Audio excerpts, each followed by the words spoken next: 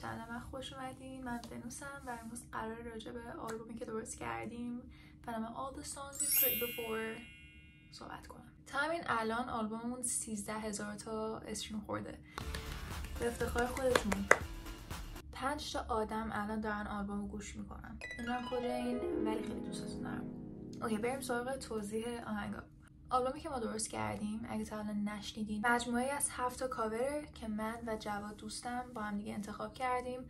شما میتونین آهنگا رو به ورژن ما بشنوین. از اول میخواستیم که یه چیزی باشه که خوندن منو نشون بده و گیتار اون، اما هرچی پیش رفت این آلبوم حرفه‌ای تر شد. چیزای بیشتر یاد گرفتیم و با هم دیگه این چیزی که میشنوین رو درست کردیم. آره، من میخوام براتون توضیح بدم آهنگا رو و هر داستانی که داره. اولین آهنگ اریالزه. به نظرم برای شروع آهنگ خوبی بود. ما اریالز رو بعد 2 بار ضبط میکردیم چون اولین باری که ضبطش کردم یکم نرم و لطیف خوندم به جای اینکه اون حس قدرتمند خود آهنگ رو نشون بدم که اریال، ولی بعد 2 بار ضبطش کردم خیلی بهتر شد. متوجه شدم که همه آهنگ رو نمیشه باید لحن خوند و تو این کاور میتونیم قشنگ قدرت نوازندگی جواد رو بشنویم و اینو خیلی دوست دارم و شروع خیلی خیلی مناسبی بود برای این 6 تا ببخشید 7 تا آهنگ. همش فکر میکنم 6 تا آهنگه، نمیدونم کدوم آهنگو همش یادم میره ولی تو ذهنم انگار 6 تا قرار بود باشه. آره خب Fly Me to the Moon اون قرار بود موفق ترین ترک آلبوم باشه. فکر میکردم که همه قرار اونو دوست داشته باشن چون معروف ترین آهنگه و همه دوستش دارن و آهنگ قشنگیه. قسمت مورد علاقه‌ام قسمتی که میگه I love you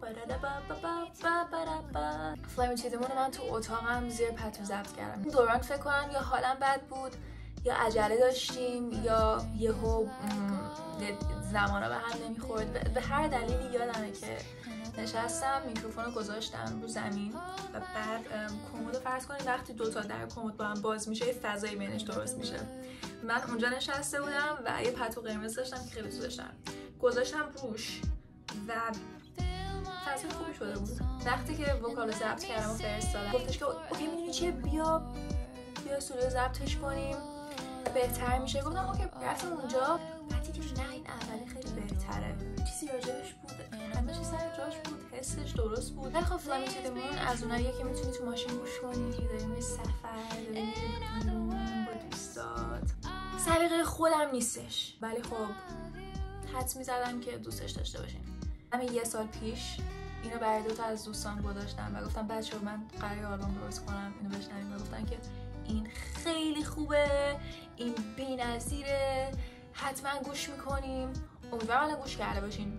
Silhouette of You خیلی زیاد استقبالش کردیم، ارزشش هم داشت. من خودمونیم، من اورجینال رو دیگه گوش نمیکنم، من فقط ورژن خودمون رو گوش میکنم. این یه جورایی انگار استارت قضیه از Silhouette of You بود. اول چیزی نبود که ضبط کردیم ولی استارتش از اونجا بود. هرچی که زمان میگذشت ما داشتیم بهتر میشدیم تو کارهایی که انجام میدادیم و گفتم که به نظر من خیلی جالب میشه اگه به این Silhouette of You یک فضای آلترناتیو راک در 70 بدیم. گفتم به نظرت توش درامز داشته باشیم و گفتم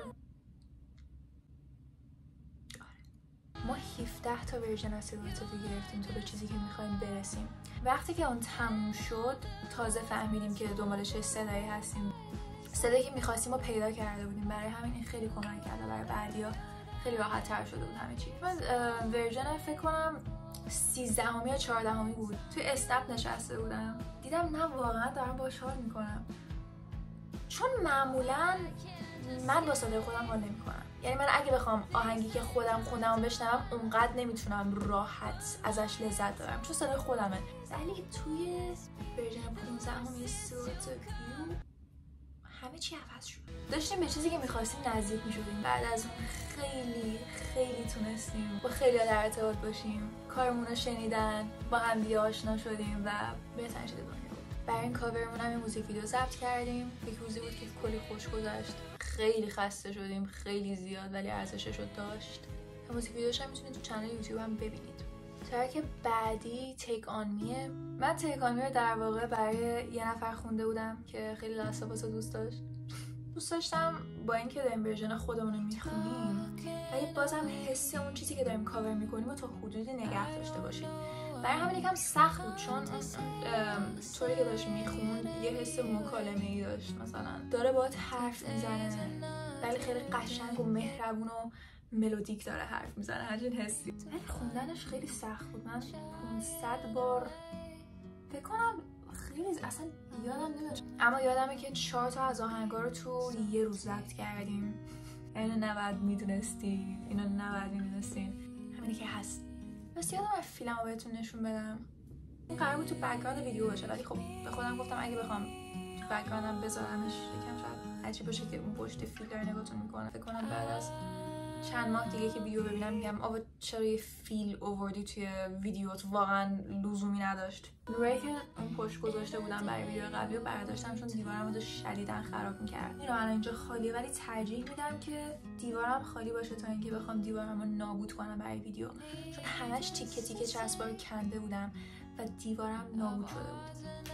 خب میرسیم به سیلینگز آخرین کاور بود که میخواستیم تموم کنیم و وقتی که داشتیم کار نهاییشو میکردیم پیش هم نبودیم، توی دیسکورد با هم حرف میزدیم. نصف موقع من خواب بودم، فقط صدای تایید میدادم آره بود. من اصلا درست نمیخوابیدم. من از 4 ظهر بیدار میشدم تا مثلا 12 ظهر فرداش بیدار بودم. لطفاً این کارو نکنید. دوست داشتم برای سیلینگز بیشتر وقت داشته باشم که بتونم روش کار کنم ولی نشد و خودم مثلتون میشنوم دیگه آهنگا رو دیگه. سیلینگز از اون آهنگاست که تو ذهنت موزیک ویدیو درست میشه. یعنی برای اونلی هم اینطوری هم، ولی خب برای سیلینگز یه جور دیگه قشنگ همه چی سر جاشه و از اون آهنگاست که کاش خودم نوشته بودم. اونقدر قشنگ نوشته شده، اونقدر ساده و واقعی و همه چی سر جاشه و خیلی استوری تلینگ قشنگی داره. بگم که آخرش گفتیم خب یه دونه آهنگ می‌خوایم که یه گیتار قشنگ داشته باشه،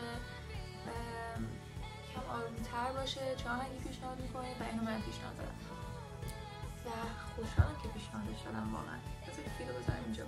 بوریدو و اونلی. من بهترین رو برای آخرین گذاشتم.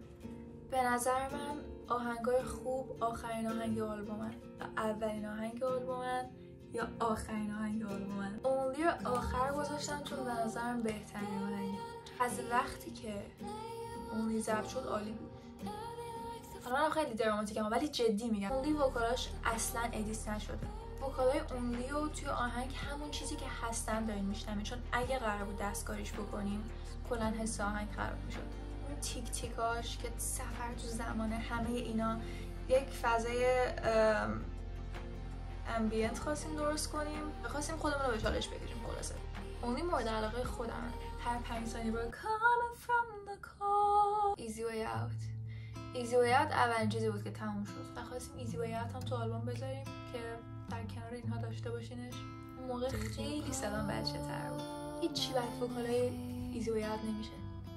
آخراش دیگه فضای خودکشیه، خیلی قشنگه. من نمیدونم چی کار کردم، فقط بر آلبوم یکم میکسش رو بهتر کردیم ولی همون چیزی بود که اون موقع بود.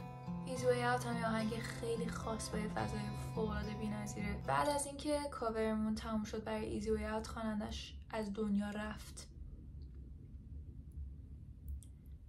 من کلی امید داشتم که تگش کنم کارمون رو ببینه ولی خب هیچ وقت قسمت نشد. روش شد ولی من میخواستم دیده بشه کارم. میدونین به تئوری اینکه بخوای یه آلبوم فقط پر از آهنگای کاور داشته باشه خیلی آسون به نظر میرسه، ولی برای پخششون یکم مشکل داشت چون اینا آهنگایی که دیگه بود یکم دردسرای ریز داشت که اگه آهنگ اورجینال بود خیلی راحت تر پیش میرفت. من اول مسیرم با کاور شروع شده بود. دوست داشتم که اولین آلبوم یه چیزی باشه که اینو نشون بده و همیشه بتونم داشته باشمش. با کسی که این مسیر رو شروع کردم بتونم یک اثری خلق کرده باشم، یک اثری خلق کرده باشم و دوست داشتم با کسی که تو این مسیر بودم و کل پروسه بهم باور داشت. برای شما یه آلبومه ولی برای من یک مجموعه از خاطرات و تجربه هایی که هیچ وقت دوباره قرار نیست تجربهش کنم. آهنگ مورد علاقه‌ام از آلبوم قطعاً Only و Stealings هست و Easy Way Out و ایروزا تیکامی. واقعا اونی مورد علاقمه. مطمئنم خیلیاتون مثل من عاشقینین که آهنگ‌های غم‌انگیز پیدا کنید و باهاشون ناراحت باشین. خیلی چیزا یاد گرفتم. دوست دارم که شما هم قدر این آلبوم رو بدونید. ما تو شرایطی درستش کردیم که همه چی رو باید خودمون از صفر یاد میگرفتیم، اشتباه کنیم، ازش یاد بگیریم، از دور و بریامون کمک بخوایم و کم کم تونستیم به خروجی که میخوایم برسیم و این خیلی با ارزشه، چون از اول هدفمون این بود که یه چیزی درست کنیم که توانایی پردمون رو نشون بده. روزی که قرار بود 4 تا آهنگ رو ضبط کنیم، روزی بود که بعد از یک اتفاق خیلی سخت بود برام که حالم خیلی بد بود، ولی خب نمیتونستم بذارمش که اولویت آلبوم بود. شب ساعت 10 شب میخوابیدم، اولویت آلبوم بود. فلان غذای تند نمیخوردم، چرا؟ چون اولویت آلبوم بود. یه قانونی گذاشته بودیم، شاید به درد شما هم بخوره، برای هر چیزی که میخوای انجام بدی 2 برابرش وقت بذار. هر بار همینه، یعنی همیشه حتی اگه خیلی زمان انرژی بذاری. اون روز که قرار بود اون 4 تا آهنگ رو ضبط کنیم خیلی حالم بد بود، چون میزان اضطراب زیادی در منم وجود داشت که تازه داشتم تجربهش میکردم، هیچ وقت من پیش نیامده بود. که خوشبختانه پیش دوستم بودم و بعدش مجموع برم گرفت و خوب شدم. تمام آهنگایی که شنیدید رو کاور کردم و الان داستانش هم براتون گفتم. همین دیگه، برین گوش کنید، چیزی نیستش دیگه الان بهتون بگم. ممنونم که تا اینجا همراهم بودین. مراقب خودتون باشین. Stay cool. I love you guys.